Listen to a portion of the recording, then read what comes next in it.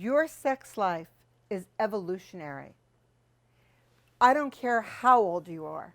I don't care if you're 24 or if you're 80 years old. Your sex life will never be the same.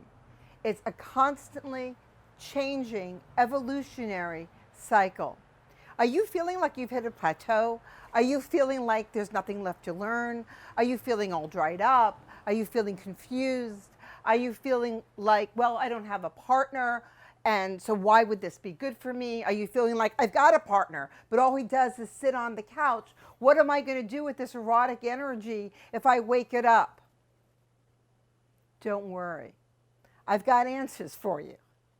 And the place to start is with your big fat yes. Your sexuality will change, and I promise you that if you go on a pilgrimage to know who you are, everything else is going to fall into place.